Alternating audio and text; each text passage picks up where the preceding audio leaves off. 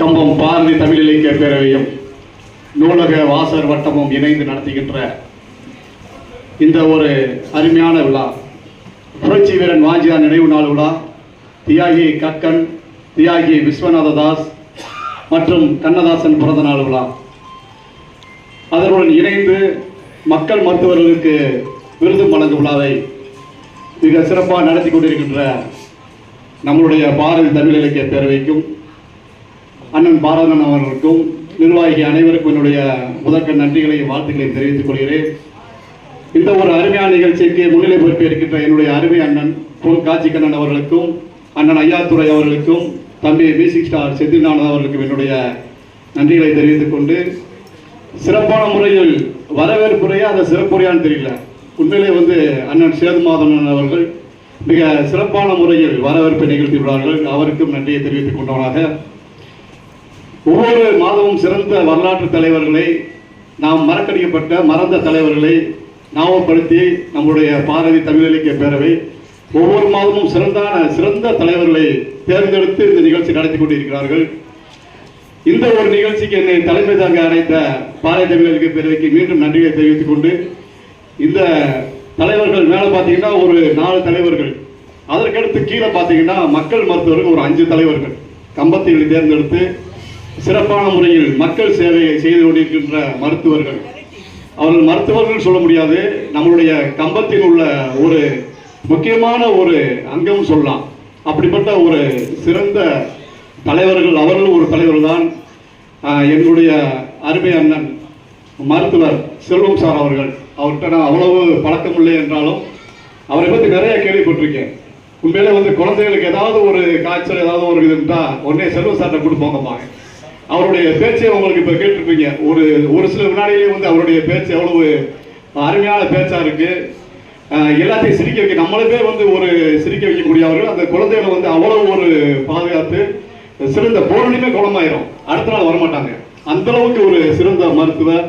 அதே போல என்னுடைய அருமை அண்ணன், எங்களுடைய குடும்பத்தில் ஒருவன் சொல்லலாம்.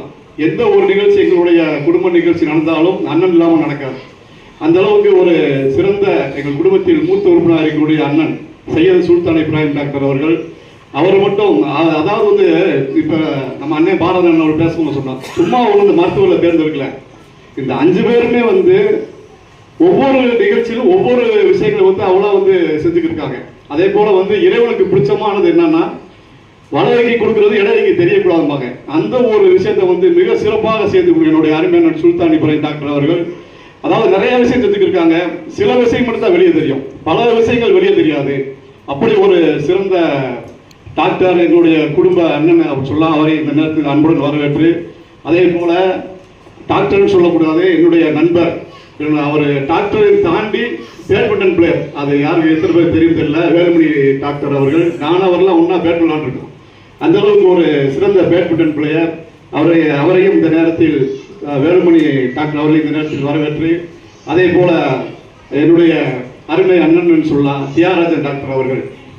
இயற்கை நம்ம சேதுமாதன் அண்ணன் வரவேற்புடைய சொன்னார், உண்மையிலே இயற்கையை ரசிக்கக்கூடியவர், பசுமையை ரசிக்கக்கூடியவர். அந்த அளவுக்கு ஒரு சிறப்பான சேவை, மருத்துவ சேவை செய்து கொண்ட தியாகராஜன் டாக்டர் அவர்களையும், அதே போல என்னுடைய நண்பர் மருத்துவர் கோபாலகிருஷ்ணன் டாக்டர் அவர்கள், அவரும் அதே போலதான் இந்த ஒரு சிறப்பான நிகழ்ச்சி மட்டுமல்ல, அடுத்த ஒரு நிகழ்ச்சிகளுக்கு அவருடைய தேவை இல்லாமல் எந்த ஒரு படிப்பு செலவு போனாலும் சரி, அவரால் முடிஞ்ச அளவுக்கு உதவிகளை செய்யக்கூடிய கோபாலகிருஷ்ணன் டாக்டர் அவர்கள் இந்த நேரத்தில் அன்புடன் வரவேற்று, அதே போல இந்த ஒரு வரலாற்று தலைவர்களை பற்றி சொல்லும்போது ஏதாவது ஒரு சில விஷயங்களை நம்ம தலைமை என்று சொன்னால ஏதாவது ஒருத்தர் மட்டும் ஒரு சின்ன 2 வரிகளை சொல்லக்கூடிய ஒரு வாய்ப்பு இந்த நேரத்தில் நான் பயன்படுத்திக்கலாம்னு நினைக்கிறேன்.